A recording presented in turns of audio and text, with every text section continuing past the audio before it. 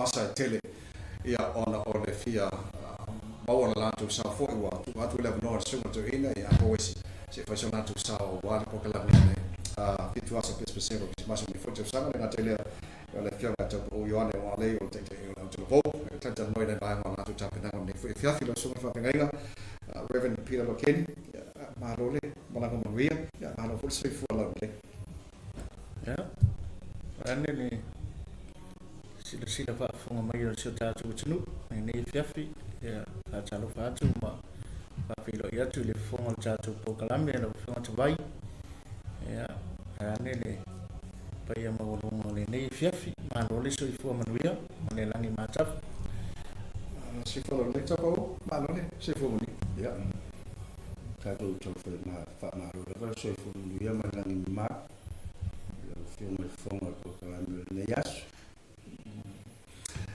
la so fa fenga wa bala watu so to ina e poesi ya se sto saole porque la bonito sang o se no fa euro fa no mo no so fa fenga ko balo de canisia to so to ma wa fo le porque la bonito sang after to vai ya sa le ne sa no nga lo filma fonga le po kalambe ya vi ya la vale lo fama le nga le tua ya o ia sa unia ya awala pai fo na tau manu ia mai nei asu le mona tu poina ya wani fa mo ya dengan fa chai le sunga toina sunga le tomato ina ya victor powesi ma pel tua ya salome ya misule kalesia ini mangelisa o sei ono le avano pe tu ina mai sa matu au tro ya mana matu kalesia fo lo tapo mai samo ya au wai mai ai ma faiso matu sao le nei asu pe ona to faina ya wale fitu waso le Christmas ya na nganga la por fia ma le oli ya silon fo el vinga le tu ya no le wa faiona pato no ina lo matu waso ya to no mai fo isa matu o to vo le aso fo tene ya po yo le manuia ia se tatu kali se nei manuia foi lu tu manuolo e papa au tatu tu ni New Zealand o le ngang fa taina mo le vanoa mane le vanoa mi se mo nai fa na uia pa to o mai New Zealand ya wa o mai e se foi le si o manga ne wa mai na tu e na fa fia ai ma mo boli to ile fe au ki si masi fe au fia ma le oli o tatu ni vai tau pa ia o tatu fa tali atu ile fio mai o pe le Christmas ia se ma tu tali atu le tu se ma fa city so fa fenga tala no ile malanga mo mai sa mo te lo ile fengo fie ele tau mo fie foi ya o tu lo le wa ma lo sila ile tu mo no fenga wa avasa mau mai foi se tali le mala watu so to ina fo le o fa tu pe no ni me le fengo fie ya me te lo fa mo la vale finale le tu ya wa te ba me lo so fa fenga ma fa tu mo ma lo te lo foi se fa tu lo tu sa ne fia after sa le sa no nga vai ya ile fai mo fi o le mate o mala e to asfulta sina fa na o le fai no mai ya ono le tu langa la tu visa ya pizza ya ne ya le na fai ona malanga mai to full ya la tu la la tu wina le tu ne fia ya ya le tu sa o le velo sa no nga ile fai mo fi ta pena ya mi se fo yo pa se o tu finga o ina yung fai na malanga mai ile fai mo fi tu la fo no ta tu nu ni New Zealand mai se tau sa ngai no pe pa malanga mai ai ya le tu ya na sa ni a wala son fo se fo fina ngalo le tu ya mo nei fa na o le fai no mai ya na cha tu no ta po mai mal fi ya isa mo la tu wale ya i fu so la tu sao le umane na ma vai tu na ya so i woto na ya tu sa a we to ba nga pese sa mo tanga no te ta se e ka le se fo sa la tu sao ta wo alo tapa u ma tawina la to sang sa si po kala me ne o sao o tu kula ta vo o le ase tu la o ia ta na fo ya na su wa me o le ta o tempo ya wa sa o tempo e fa ka sa fo to il bono ya mo la no tu na tu so to ina ya ko mis tai fiong tavai mo fafsi ole yo ni sa no foi le sunga le fafsi menga ni si foi o le faiona fa manu ya ina la to pe malang ala ma to tapena ya ama siro le fa tamata pen adela ai mai se fo e tau funa fua tapena nga ile tonga tau le visa ma le tonga tau passes mali vinga la le tau ya ele titi fu sistemi sa tapena ai o le atang na ma tu te ton le ma mali lo ma tu manatu le bala awin ya masio o le lua ile o ma tu no pe sa no le sunga pa fen ya o mua fai mi sa mo okay ai pe ma le le o ma sa o fa tino le ya le ya aua tapena fana le fana o to tele ai pulang suto sufa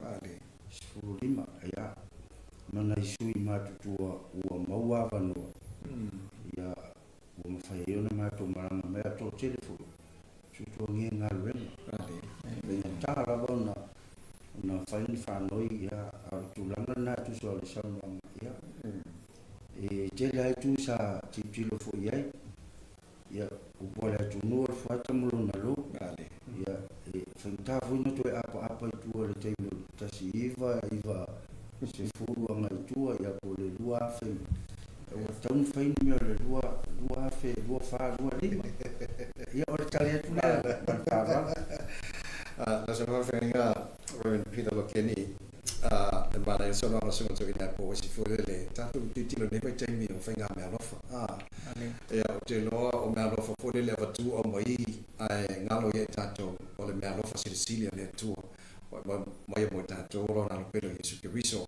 e te lo foi là le me alofa wa fa mai nei le lo so fa fenga ga fa pela fo tinta o telefo o me alofa foi nei fa no io la tu sa le ona fa so atoi e le mate mo fio le me alofa Sicilia se le tu le fe tau tu sa tanto ya tai te vai sa le lo sa no ya o tato ya ele so tato manus ele o le fita ele o manus ya o le li man manus lo na mana ya em fa ye me uma pe go na ye le fa mo mo na be na fa na ne fiafi ya e te wala to ile fi agol tala le le ya le ngata mo so tato tunu o fa fon mai mo ni New Zealand ya fa pena biso tato tunu sa mo wa le la va wa tu le fa sala ya fiafi uma e fa tino ya tato proclame nei ya pele tu o wala na sa ni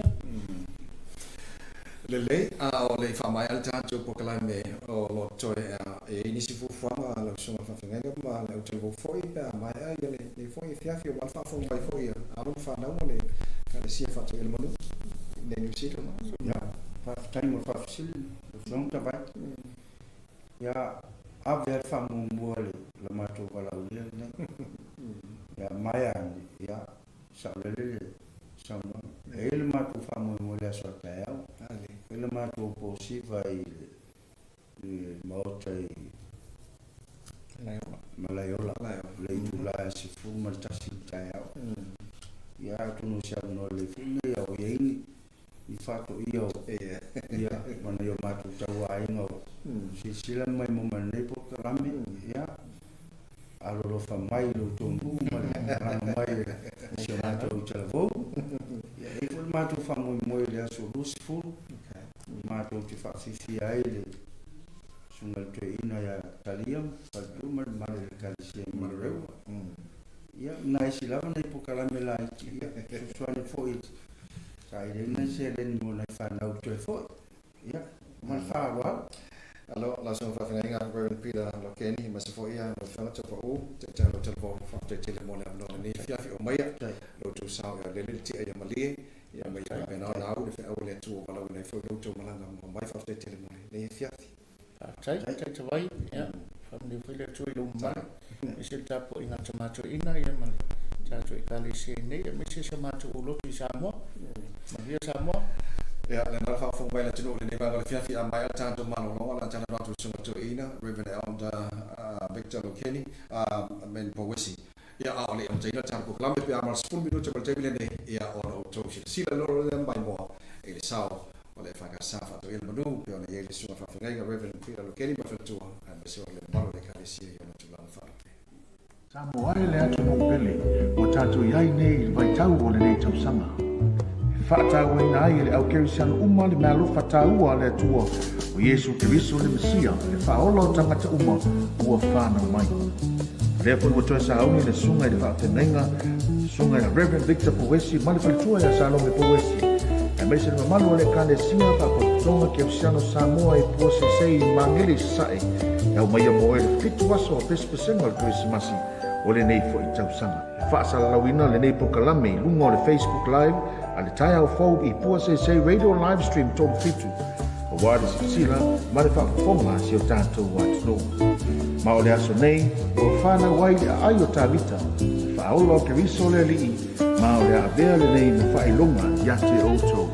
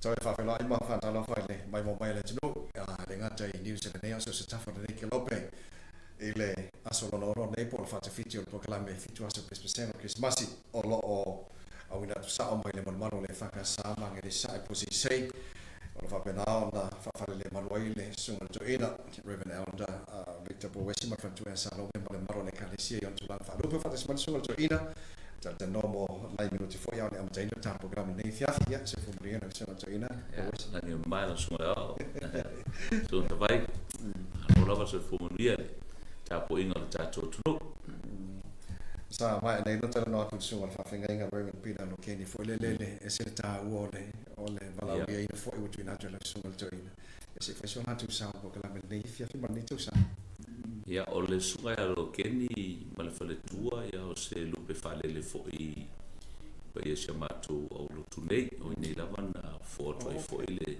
so fu fale nga o le sunga ya lo keni ya wa fi foi ma mita le nga ile tu la foi fa nga ino la so fu ma fale tua ta vela ya ma se foi o le pa ia le kalesia ya sa mo la to no Pea la tau sanga mua i tonu o le kalesia e fatu ele manu. Ia sa whawhiwhia mai e Samoa. Ia lea lau maua whaalua la tau avanoa. Lea lau mai nei. Ia se whiwhia na siri fo ele mawhawhau. Whawhatai reni i mua avanoa. O no fo mawhawhau nei aso se fulu ona tau sanga te wai le suinga o le hafoi.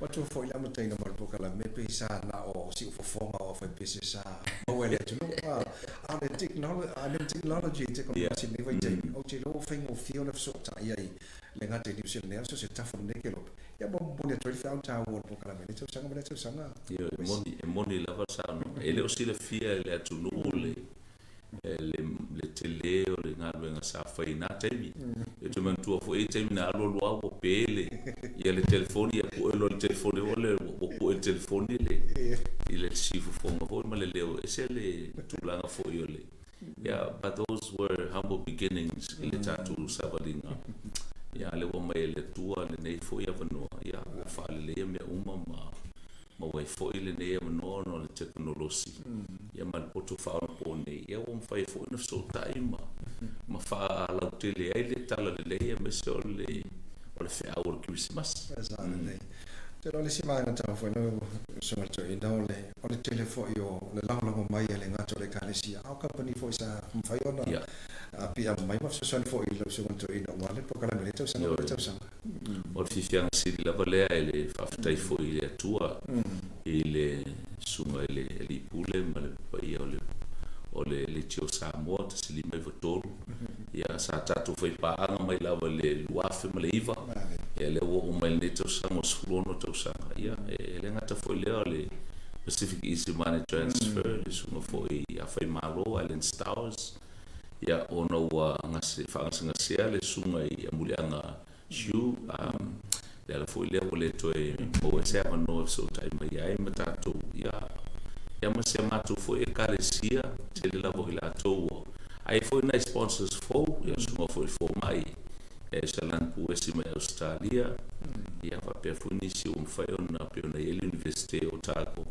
le sunga i le professor sia utu al faio ia ma tulanga fo io le latu fo langa mai lo fa tai te lo le a saunia le so fa fenga pe lo ke ni ma le fa so ma le le kalesia na tu sauni fia o le momolina la vor fea o ne ngalo e tato le ngato tato le meanofa a le meanofa si le tu ora na pelo foi lo tato ia mantua foi tavai o ina fa sautu ono sautu fitu ono fail fe autas au te ilola au lola ma mutua mausali ia ai fina ngalo fa moi le la fa sautu ono le fe au le neas ia au ta ola sautu fitu ai le lei am te le rope si vai na ta so lo su con torina le ma ia lava le alo atu le neas lo fa funga ai se for sunga le fa fenga ngai lo keri me fatu me pe le kalesia ia muni tele le neas fa tai te lo so torina pu si mo ne avno le foi fiafi o la facilitato malo lo po la va mai lo malo lo sponsors for so son mai mo po kala mo ne tu sala ia ona e si mai mo no le usa di mani sulla fenga per pila lo keri me fatu e ta vela malo le kalesia fa ka sa fa to il mo wala la tu sa fa fiti le nei o le fitu aso pe se o des mas le lo afe lo su fa Tamo ai le atu mo pele, o tātou iai nei vai tau o le nei tau sanga. Whaatau e nai le au kerisiano uma le mea lofa tāua le atua o Yesu Keriso le Mesia le whaola o tangata uma ua whanau mai. Lea pui mo toi sa auni le sunga i le whaafengainga, sunga i Reverend Victor Powesi, ma le whalitua i a Salome Powesi. E meise le mamalu le kane sia whakotonga kerisiano Samoa i puose sei mangeli sae, e au mai a moe le fitu aso o pespesenga le Christmasi o le nei fo i tausanga. Whaasalalawina le nei pokalame lunga o le Facebook Live, a le tai au fau i puase sei radio live stream tō fitu. O wāri sila, ma le whaafonga si o tātou watu no. Ma o le aso nei, o whana wai le ai o tāwita, whaola o Keriso le alii, ma o le avea le nei ma whailonga i ate o tō.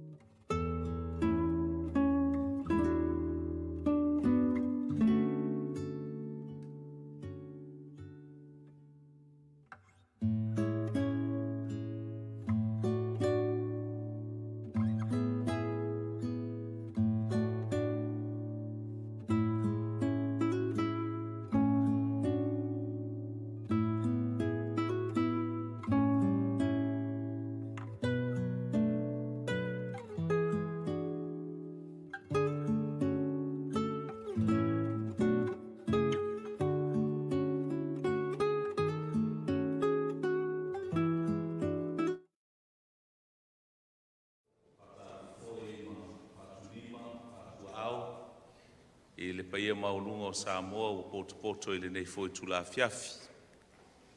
Pa pe foi ona o moa e no fatal fatu i lausunga le whawhengainga, lausunga pita lo keni ma le faltua tau vela, pa pe foi le paia o le whainga malanga malu, e kalesia e whakasa, fato i le manu, pe foi sunga i au ao, pe i o ainga ma te paau, ia ma le mamalu o le whainga malanga. Stein foi o na saunua lea, se tuo le nei nuu o wale, fio mai ma le tātou mafutanga i le nei foi a fiafi. Ia e whape foi no whatalo fatu i le su mai o le paia o le tapo inga malu o le tātou o tunu, te nane foi paia o sunga i whawhengainga mo tau whaletua, sunga i awa o ma whaletua, paia o le tātou pulenga ma le mtanga luenga. Ia e tanane foi se tātou i kalesia, sunga i toina malolo, i whapea foi fionga i whailautusi ma le teutupe, ma malu o le tātou i kalesia, tupu mai e mtamali mi whailaunga o Samoa, ma whaiona tātou poto le nei. A fiafi ia o le lona ono le nei, o aso le tātou savalinga ma le tātou folaunga o le fitu aso le kirisimasi. Ma alo a fua i lau maua whawhatei le lofo le tua, o teite ina mai le soifua o le tātou nuu.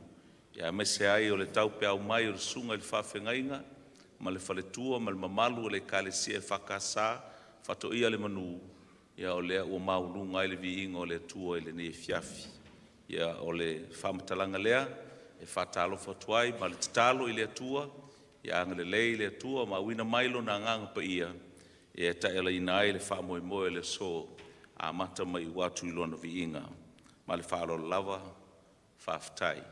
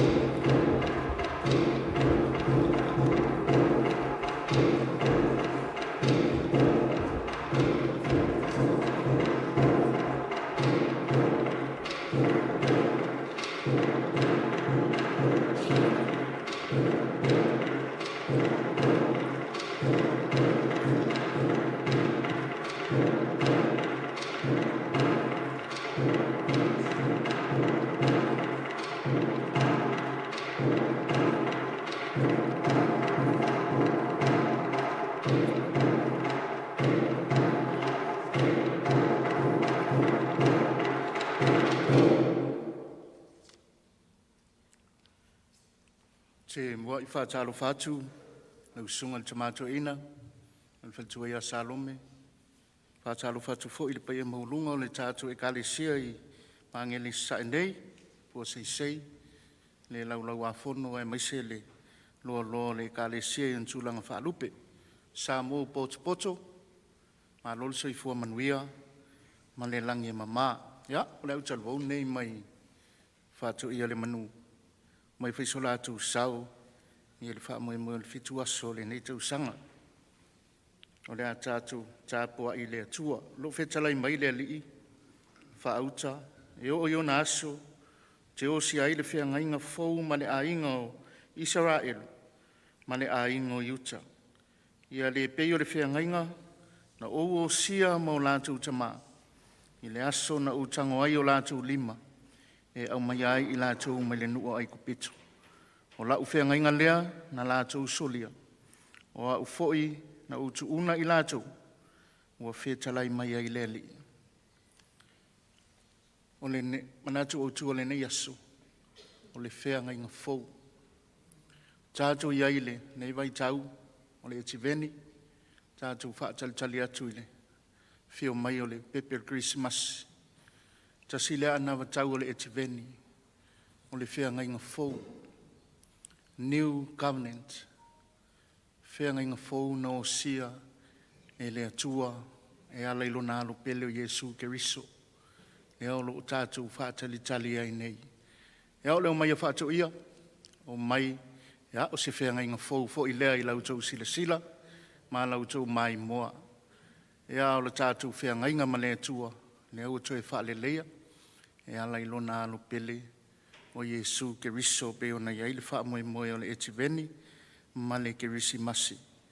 Ina ia, au mai a pealo na whina ngalo mo i tātou, ina ia o tātou wola ai, o uma le whenga inga tuai, au ia o mai a le whenga inga fōu, pe o na iai le whe au le nei e fiafi, whe au Jeremia ia Israelu masai uta. Ia o le ao sia e le atua le whenga inga fōu malona nuu. Whape nā tātou o tangata whaatua tua, e ala ilo tātou Salamo ma le whaatua tua wha maoni, e matatala o tātou loto e whaulu whale ai, le tama o le whenga inga fōu, e olo o tātou whaatali tali ne i ai, se o tātou tatalo. Tala leo malie, lo alofa ma lo wanga le lei. Sili sili e se fōi, ma mana, mata ngō fia la u fio le atua. Pe ona e le nei e fiafi. Wa e au mai amo i mātou. Wha amanatu mai ai i mātou. Le whea ngai ngā fōu, wa umona e sao ni a ala i lo walo pelo Yesu ke riso. Ina ia tue wha fōu ina le tangata. Le maafutanga malau fio e wha avavau. Mātou iei le wha moe moe sa lupe, sa tā pena, o mātou tau wasa mai ei wasa e fia. Le nei, o le a whātau nuina. Tau ala tuai no whina ngalo. Malau tala e le lei, whao ngā ina ina i whānau, o lau e kāle sia, mai sa moa. Nā se me ola mātou mo whaia, ia whai ma vi inga o lo suafa. Na ia nā tia lo mātou whātau waa. Mātou te talo, wha uina, le wha moe moe le nei whiawhia tau mo whai ngā whānau. Wha uina fhoi, le wha fonga ma le mai moa si o mātou atunu, o sā moa e tau ala tui lunga o penga tu whailangi. I le nei whiawhi. Mātou te talo wha manuia, lau au auna le tamato ina, Victor Powesi, ma le faltua ia sa lome ma le ainga, whamanuia lau i kāle sia nei, whamanuia ia sa moa ma le lalolangi atua, sili sili na e whamanuia ilo nu o Israel, le nu na e wala uina e tau wala mai eilo mātou whaola tanga, pe o na iei le whianga inga sa e osi, le aua e to e osia le whianga inga fōu, e ala i le tama ma le pepe o le kerisi masi o lo mātou whaatali tali atu nei iai. Mātou te talo mea uma o la mātou whaia. Ia fo i lava e whai ma vi ingo lo suafa. Wā mea o le ale atua na mātou whai vai vai man whaatau wa'al tangata. Wha moe moe ma whaalango lango le fisoso ane mai o lo mana. Mātou te talo ia, e ala i le suafa manu malo Yesu keriso. Ne li ma le whaola o mātou wole ma wala awa tuai nei. Amen.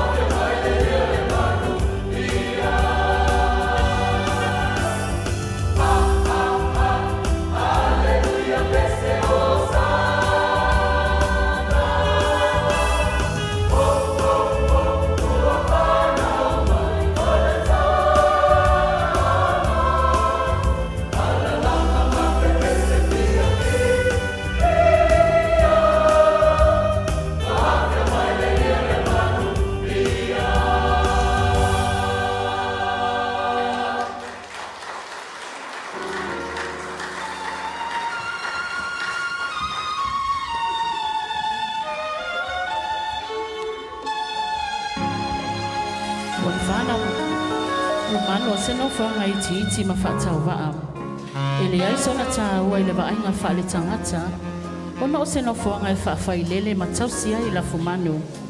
Pei tai o le finangalo lava lea whaito atasia le atua.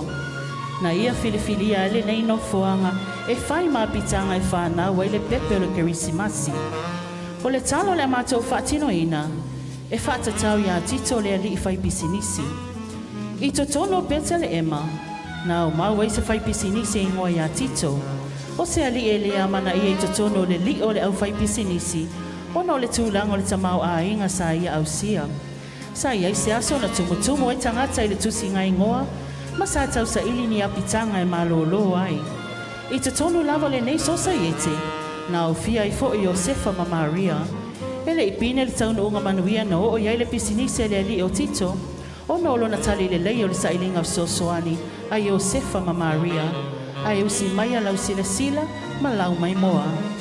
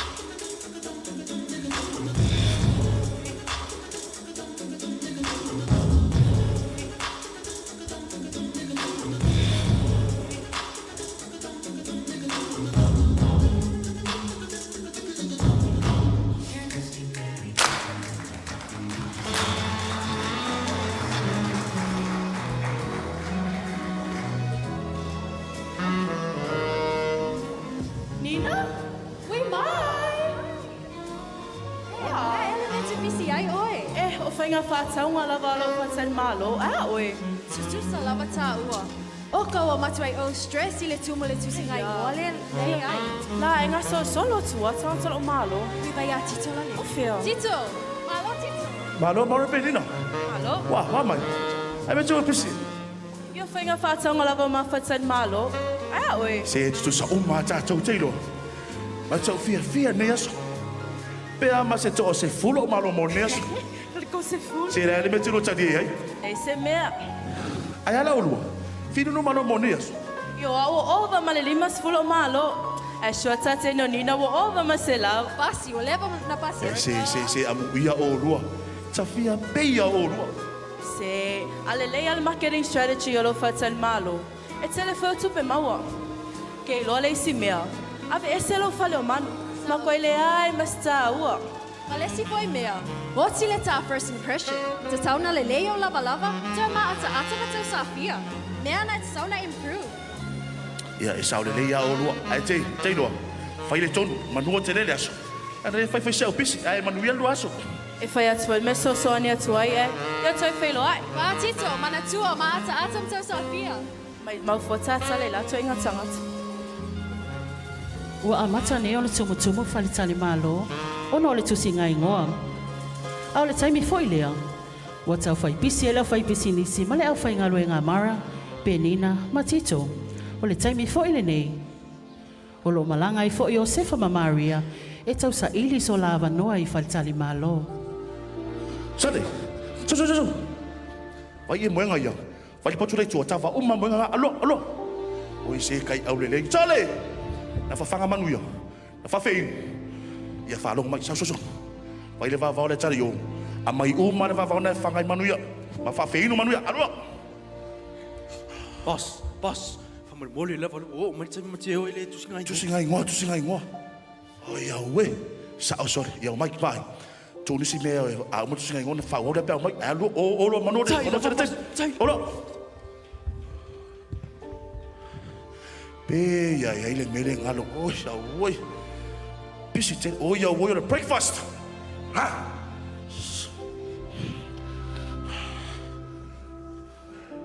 Josefa, se piki me lo atolo pa ufa mole. Le tama. Aftai la vauso. Whamanuia le atoia te oi. Manuel Loas. Whapinafo.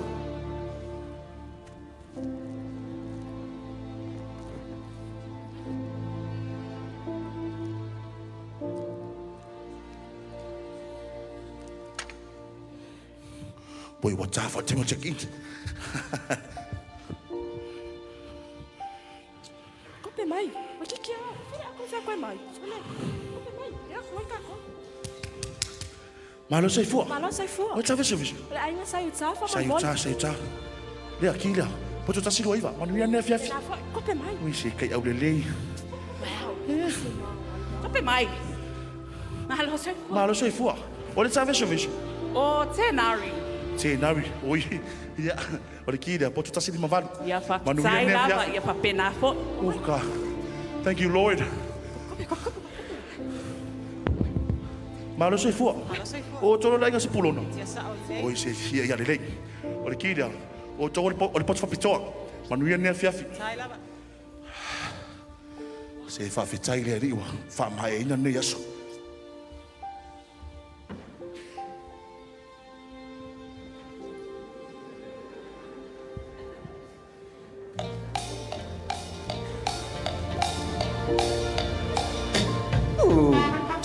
Kaisi mai kenge ki whako ia. Pe kene kenge ki maha ngele. Hello.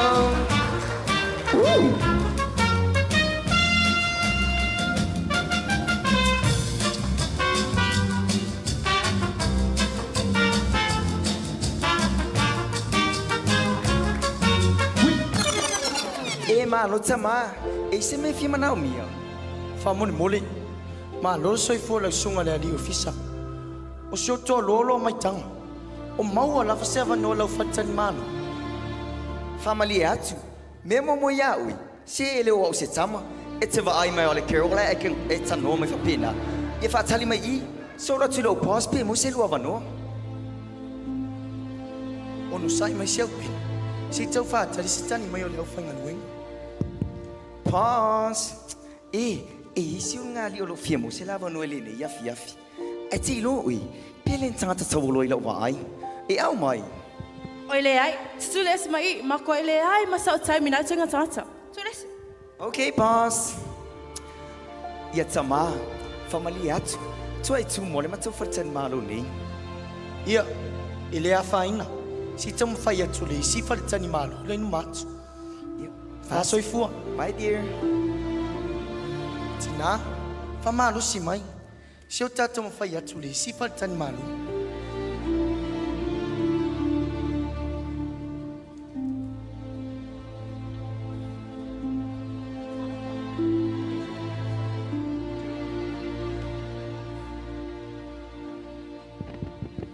Talofa, na mi se sosoani tama. Fa mole.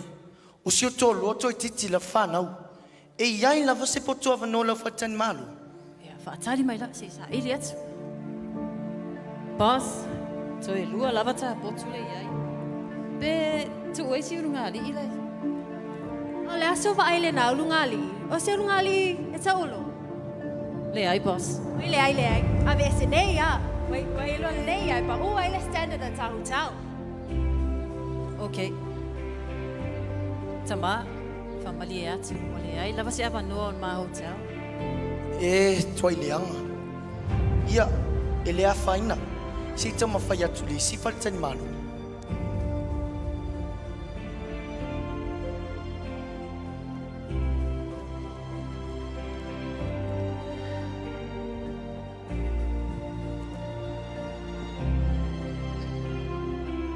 Fatani mai isi au pe. Se walo e sui stava no. Fa mole. Mona mia na so soani.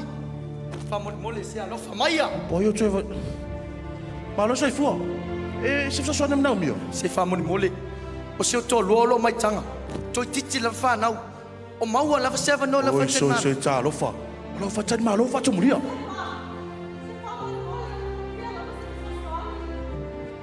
Ai pa wala no le tui. Ora fale o manu. Okay o lua. Se whawhetai. Ua lava matutoile nā mui maua. Ia mai tina. Ma risi au pele. Whama rosi mai. Leo a maua le tāwa noa.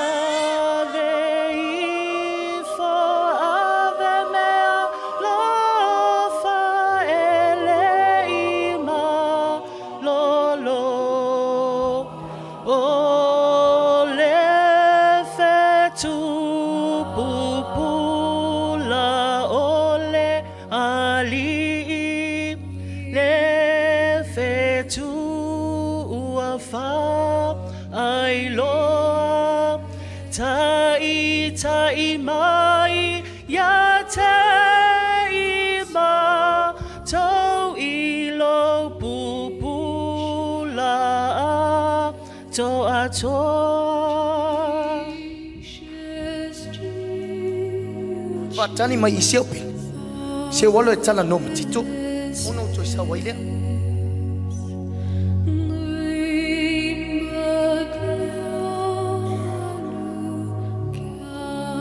Malo tito. Famon moli. E iso taimi se o tata no. Malo se futa mado wapa dia. Ya. Wa mati na man pepe fo. Wala foi na met fita no. O lai manu e o mala o man tama. Tito, na whaali le angilu lau miti. E iai le polo inga le tupo he rota. O le awhasi o tia pepetani umalunu. Maua e fuiso ma ua manatu. O le amatu ua le meni. Lale wingo lau talo. O le fatua maua neia se do mapusanga. Ma o tari tonu foi. Ile tai tai au na malo si tinama pepe fo. Pe matai te tari tonu. O le pepe lo sa ili mai e tupo he rota. O leo wa whanau mai i pete de ema lau whale o manu. O ia foi olo watali. Ua leva o na valo ia e toa tele o perfeta. Ma whata o a foi nea tu lavane o maa koina sa ili mai a te ia. Ma ala tu me lofa. O ia o le tupu sili na valo ia. Se le ti o a pe sau. Sau miti le vava o pe senga le vaveau. Ma ua e se fo yala ngona wo mai atia. Ai te iloa. O le a whaia nā tonu. O mai nā o. Ma nua te le teimi. Ai. Wa aile lua. Vai mare lunga me aile. O mona tape neina. Lana whaingitai mau le ala. Ai e tau tōna. Mai e mana tua. O lo tatala pe le whaito o le whaitani malo nei. Whawhetai tito loanga ling. Ana le se anola lo fiso swani mai. Po o pe nei e whale tonu le tina matama. Ia sanga whamanuia le atua ia tiwe.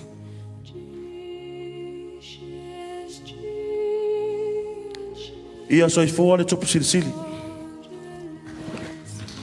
Iosefa. Ia Manuel lo malanga. Tofa Iosefa. Tofa Maria. I lea lava waitau, na tau lama lama le tupu he rota e whasi o tia pepe tane uma, o le e tupunga mai ei le tupu sili sili. Ua sau le sa ilinga he rota mana fita fita e sa ili a Yesu.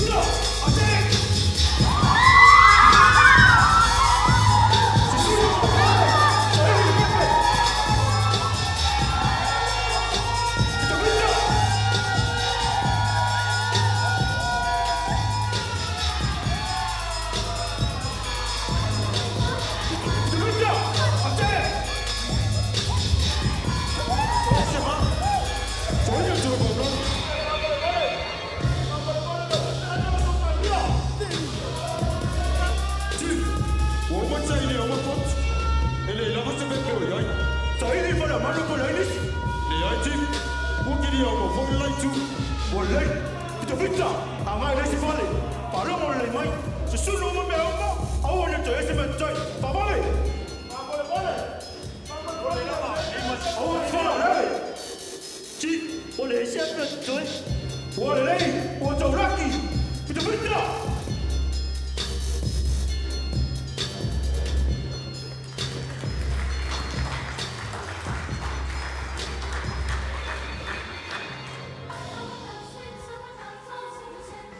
Ese meu falei, ela falou, faz falou só.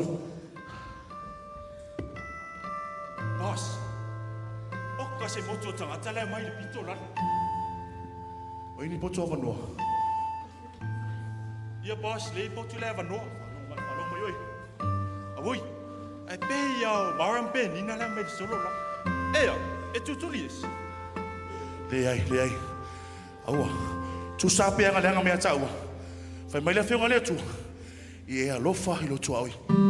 Ale vai tama lola. Check inuma. Ata toi. Ave le sitting room. Aloa, mo latu. Gay boss.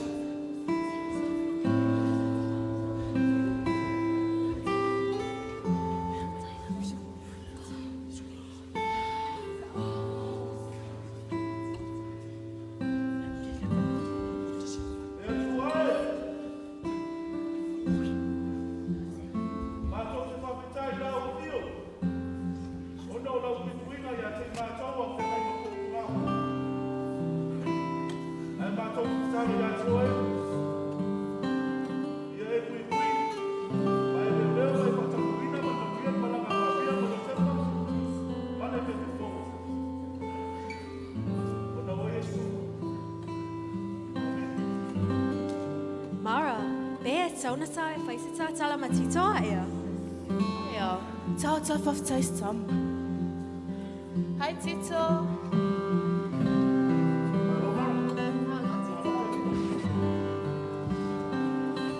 Whaftai loanga lelei. Malo tali lei o maua nei o paanga. Aia, oe o le best. Nina, tu ia. E vai, mai ta toi fale. La fe wale vatan nga mese va mai lo.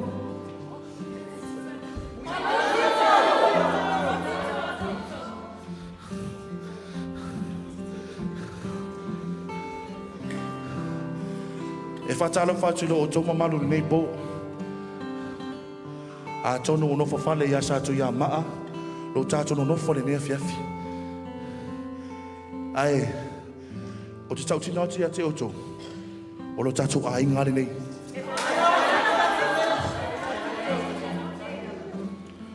O le whanau mai o le pepe o le kerisimasi le whale o mano. O se wa ainga wha mo i loto. Te le o tupu I le lalolangi, e tupu ngā e I tutono a inga mau oa matamau a inga. Pa ngā leo le whina ngalo leo le li. Ina ia oa o ina I le lalolangi ia maua le loto maua lalo. E whaapei ona ia whaia I lan au au nau tito. O se ali I sa lea mana ia le au whai pisinisi. Ai sa whaapei ona whaonga ina I le ali o lana au au nanga.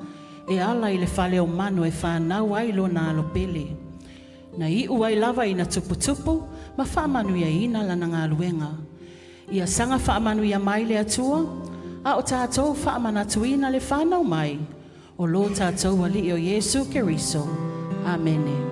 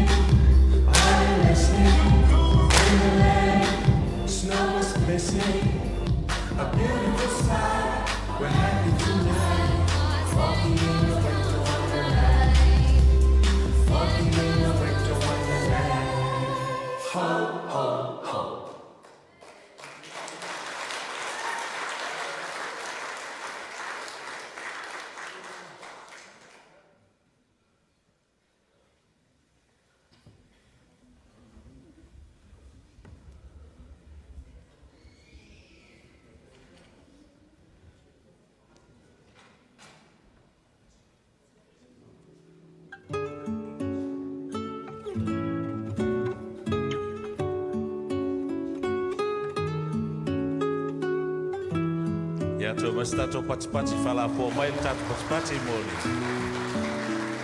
Ole ne foi banga mo mole. O ai le atu no pele, o tātou iai nei vai tau o le nei tausanga. Whaatau e nā i le au kerisiano uma le mea lofa tāua le atua o Yesu Keriso le Mesia, le whaola o tangata uma ua whānau mai. Lea pun mo toe sa auni le sunga i le whaafengainga, sunga i le Reverend Victor Powesi, male whalitua i a Salome Powesi.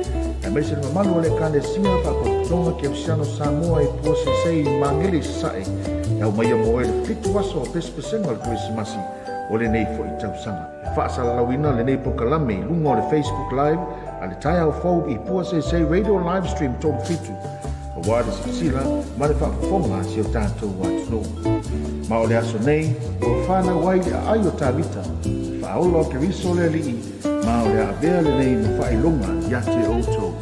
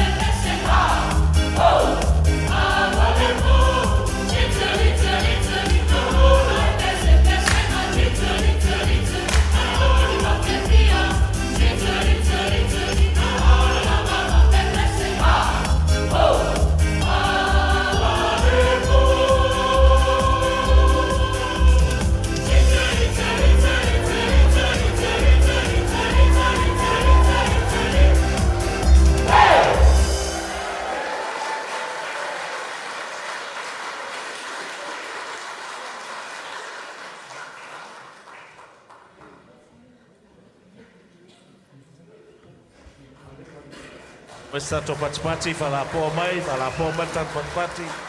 Ia maro. Mo ai le atu mo pele, o tātou iai nei i vai tau o le nei tausanga. Whaatau e nai le au kerisiano uma le mea lofa taua le atua o Yesu Keriso le Mesia, le whaolo tangata uma ua whanau mai. Lea koe watoe sa auni le sunga i le whaatengainga, sunga i le Reverend Victor Powesi, male whalitua e a Salome Powesi. E meise le mamalu le kanesia whakotonga ke usiano Samoa i puose sei mangele sae, e au maia mo e le fitu waso o pespesenga le Christmasi o le nei fo i tausanga. E whaasalalawina le nei pokalame i lunga o le Facebook Live, a le tai au fau i puose sei radio live stream tolu fitu. O wāre si sila, ma le whaafonga si o tātou watu no. Ma o le aso nei, o whana wai le ai o tāwita, whaolo ke riso le li, ma o le avea le nei ma whailonga i ate o tō.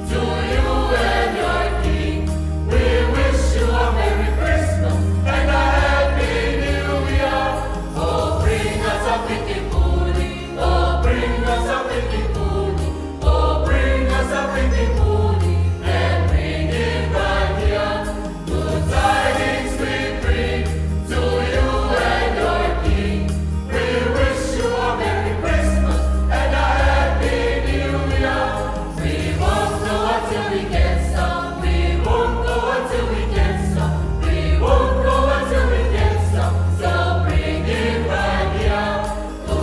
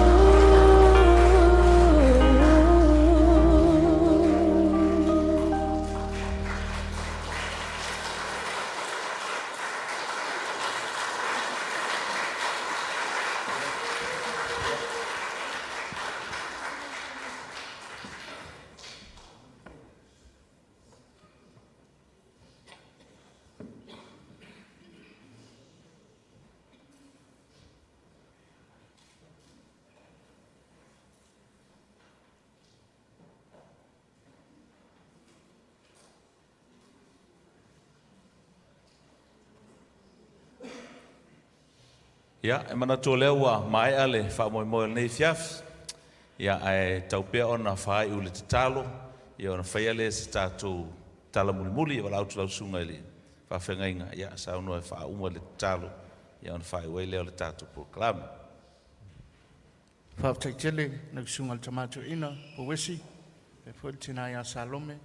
Me se te sauwha inga malo sunga I whawhengainga taulangi. Tama pensione malo lo man malo. Samu poto le tātou ka le sia ea o sitam whainga wai vaina le nei au talvou ea to sfultasi nei tamaiti e le mwhaina o mai ea te klaino la tau visa la e tapua I mai Samoa ea vi ia le atua mai ane wha mwe ne fiafi le tātou te talo whaaftai tele le atua wana le se noa la u fio le whaatau nuina mane manuia nei wha moe moe ia fo I pea le vi inga I la u fio e nā tia o mātou tangata whaatau waa mātou te talo lolo uane o manuia o le langi wha manuia nei potopotonga mātou tamato ina ia pa wesi ma le whalitua ma le nofoalo ma le ainga sau wha inga le laulau a fono le nei e kālesia misi o tupu mai I lātou, whapeo na ngā lulue mau au nei lau whio tono sa mātou e kālesia I pua sei nei. Mātou te talo whamanuia, sau whainga lau au whainga ruenga, I whawhengainga mawhaletua I lātou o mwhaiona, pe au mai nei e whiafi. Ia e mōna mawina le nei whaamoe moe, sa mō poto, no wha suafa ma le no wha to. Whamanuia lau whio maua lo lātou tō wha e utu mai le langi, Ia wā tiu te mawhaiva pe ona te tofi ma wala uina iai le vai whafo ma le vai whale. Talo foi, si o mātou utinu u a inga uo mai e māsani o mātou whaatasi le nei whiafi. Mai se le tāpua inga si o mātou au lotu I Samoa.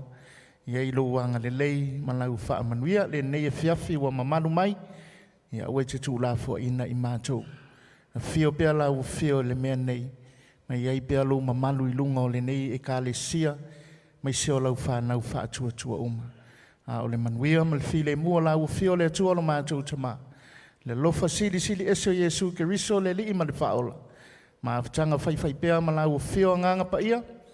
Tu mau mai leo mātou lunga ma lunga o lau whanau umai le lau langi ato. Nei ma se o le whaavau lava. Amen.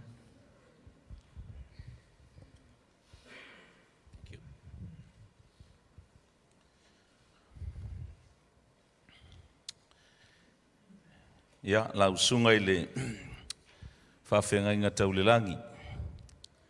Lau sunga Pita lo Keni ma le whaletua. Ia tana ne foi le pa ia o le au malanga. Ia ma le whawhianga whaleanganga e pe o nā alo whaiva iai I le nei fiafi. Ia o te manatu o tasi le whawhitinga o le anga e le tūlanga o le tāpo inga ma le mata no nofo Samoa. Ia mai mātou uma o mwhai ona mō le mawina po kalame le nei fiafi. Sumai lau whai ngā ruenga. Ia mai se fōi o le pa ia o tupu mai e mta mali ma whai launga. Ia ma le mamalu le kālesia. Ia ua langona le loto whawhitai. Whaleoina le loto fia ma le whanga e tia I le nei fiafi. Ia ona le tāpena ina le lei ma le saunia le lei. Ia o le polo kalame whale nganga ua momoni mai ai ia le whiau o le Kirisimas. Lau sunga le whawhengainga whawhteitele. O mātou loa le lei mamalam lama e le whaingofie ma e le taungofie foi ia le whaivanei o whainga malanga. I le whalau e sao noa le tūlanga I le ato mai lau tau au malanga.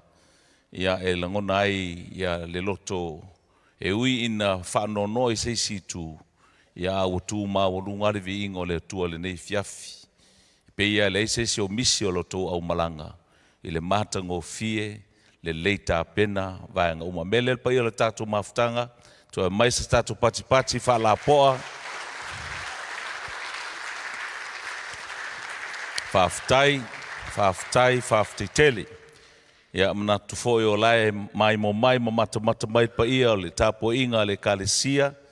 Ia me se foi le tāpo inga le fio le mtua e tu whaiono asima patu fa pe foi ia ila unatai ia manongi amanu fa pe foi ta mapua ia manano foi tuai ngai fuata ma le latu tapo inga pa ia le kalesia i fato ia le manu ia e ele tal tununga o le lava ua sila mio le atunu matu family ina foi le matu vai ma le matu falongolongo wawai atu le tau a team le nei aso ma le tau au fai pese le oftoa maua nei o le au televou o te wawai atu pe furinga mai e tolu a mea e fidi e au malanga le au tau me mua ia au lelei o le motua au tasi lea au televou e se le au lelei pati mai mo le au televou le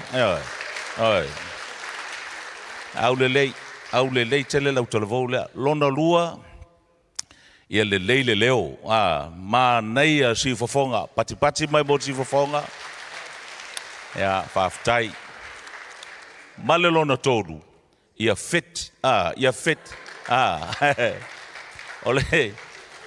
ole tou faiva ngalia ne fai soli matu ai o wofo ai me se lale tinale na rumba ile na taibiale ia on mutua mana ia ma lo faftai le alu o tanga pi alu pele pe to atu le alu mole le alu al fa pe o so fa pe nei tautia to mana ia o te loa ele ia ma se so mato nei ma fe na siva le umbile na to siva ale vi ingo le tua esele mana ia mole ma wer sungal fa fe ngai ai ke pati awana ma uma ke pati ia o le vana e mo male ambulance by o ia pa fa pe o se so ma u ale siva le mana ia le tala mana ia e sele mana ia le fatinonga o le tala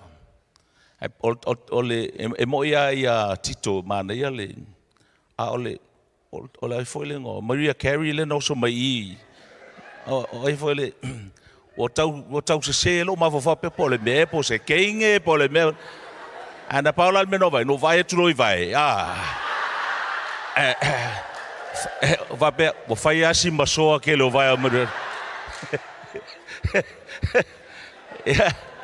ya na la pe le ma nei al fengol tatu tala ma lo va ftai e sele ma nei vi ia le tua le nei fiafi on al fatino a mese o to pulanga televou o le taimi pito sili le no nga la to moli mau le tala lei fa ngai no mai me ia o lo to au le lei o lo to malosi a mese o le talu fou o to taleni o le poto maleanga va fatino nga umai o taleni umai o to me alofa ia o leo mo moli e mo o ala to fainga me alofa i le pepe le kiwisi masil ni aso bela lea ua tau ai o la penga mo ai le atu mo pele o tatu yai nei vai tau o le nei tau sanga fata o ina ai le au kerisian uma le me alofa tau o le tua o Yesu Kiriso le Mesia le faolo tangata uma ua whana mai le fo mo toa sa auni le sunga i le whaafenenga sunga i Reverend Victor Powesi male falitua ia Salome Powesi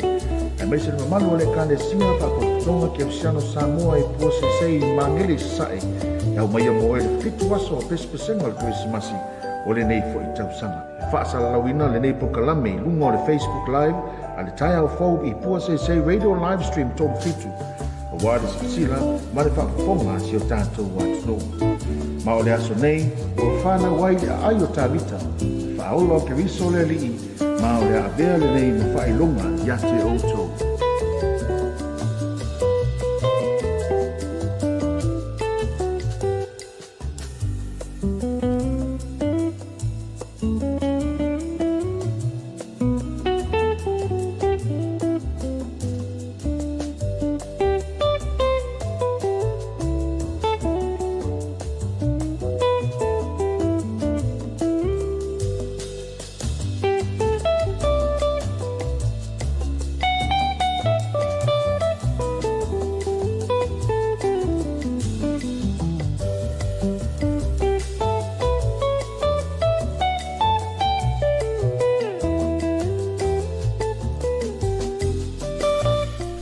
sa mole atu pele na u auto sila foi mfa fonga le tawolunga o le proclame pe ona yai ta pinanga su fa fenga ya Reverend Peter lo ke ni mal falto ya tawela ya male pe ya magulunga foi le kalesia e fa ka sai fa tu el menu e pe ona iai le nei a fiafi ma le whiau mori mai e le to e tau whaangtaleina po whia lavo e sila mai ai o te manato na umori atu e whingalo mo ono whale fo i asaku i a maa. Tūranga pe ona iai le maurunga o tā penanga o le pa ia maurunga i lau talvou le kane sia whakasa whanto i ala manu pe ona ele lato wha moi moi ne fiafi lau talega tia e se le malea mo malanga mai a tā pena le lei. Yo e a lo sunga pali le ua mai mo sila le tatu atu no le ia fiafi tatu wa vai foi mata le ia fiafi ile ma nei te lo ta penanga pe ona ia ile malanga mai le sunga fa fenga mai se pa yo le kalisia pe ona fa ilo le nei te le fiafi ta penanga mai ala mtanga si yo o la ile aiti mulmuli o le fe au moli pe ona e ta o pali le fiafi o le la sa si da sigla ile ta alor fo te mile sa pali so che non le foca minga le calling le chim le foca le sau nole sunga fa fenga ngai toina ya vita pois o koinga ai tema ya e ngai calling tatu le ana sila mai mole atu so se ku ai ngasi kai ni maso ko nga kanga lenga mingo e o al fo temi o ka se mata mo fie o winga maanga ia o le nei swing o ye nei tu sanga ia pe ona i fatino nga le fitu aso pe senga nei le kalisia fa kasa i posisi ia pari eu avo isi u fonga le au te levo le lato peselente tanga ai was spot on eu o vo lava isi pese de muri mai ia le tiu wet la le muri pala ile a ma ai ke le o tu mai ta ile te tia na fa u mai le lato pese muri le e ta ora mtanga pa maua ma vai ngai faro ke pese ia fetangi se o leo i o le o loto todo se fula ke pese na vai ia fia ile sunga fa fenga ia ma le fatu ai o ka se ma pala ia sa mole tu do pele o le solo nono le fa moi pe nei pese Christmasi tu fa te sia foi le sunga le tuina sunga fa fenga le tuina Reverend Victor Powesi mo fatu ya salome mal pa ia le kale sia po se po mangele sa ele ne fia fita ya o le o di mai le si foi kale sia mlang mai sa mo te tia yo e pali o le sa ta ya o le la to lunga ia tatu e kale sia e fakasa mai sa tawa o le mata mo fiena ta penanga pe ni tu sanga fa e kale sia mai sa mo le o ye lo la tu sa le fa mai mo fitu aso pe ona yai le la wa o fa fiti ni ya to lunga le ya ta o sa tawa ya satawa ai foto tunga ele o fata mala tapi na me si mlang musa o mele na tunu pele o de misil ka to proclamita ya o to lunga o to ya sole na mo rono winga la e mo mia a ele mo so no te fio mai nei ta tuli nei o kilani ya e me se fol ka to tunu o va pen si la mai no pen te failangi po fe la va tunu ya a wona ingalo ta ya mal ka to fa mo mana tua mfauna winatu le fa mo o no ni si fo sa lango ma lo si mai e pe ona ele Pacific Community Research Professor le enna si auto le faio tungia Professor of Psychology University of Otago ya Pacifica Family Health Group le fionga i le aloli ia ngalu mo mana vai na seri Lakehart Powesi Medical Center le telenga ya la waki Dr. Yoselani Powesi mo le tausi anto tu Powesi ia maliso tato sponsor te te ia le Pacific is mai fo la tu au ia le tai au fo i po se preschool pa pe fo maftanga le au leo ia maliso tato sponsor au ma koi o magile sae ile to mai tai bultinana ya sina sau falo wa tata mi se fo yo malia finese ia mo se atafu le ma le fanga ia ole tavuluga na sa mola sa fa fonga mai fo i tam fayantu o le sunga toina mo faltua mi se fot pe le kalesia mi se fo le sunga tavai mi tenga tia e tau mori antu ia mari puti fo tu langa penel ka to fitwa so le to sanga se upo le to mali ia sma to pati fo tau le tau na unu fa fo me le tunu fa mangalo mai fo to ona fe do i fo ila so ata yao o le to ta po le to yaso le o le fitwa so le fo to sanga lua fe lo sum le fa i munu tele la le fiafi ile lo fa mlanga le to tua so i fo